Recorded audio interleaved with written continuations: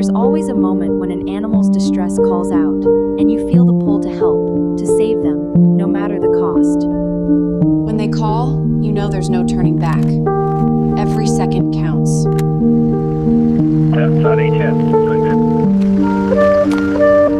Stay calm. She's scared, but we can't let that scare us. It's not just about cutting through wire. It's about cutting through fear. It's a moment of transformation, from trapped to free.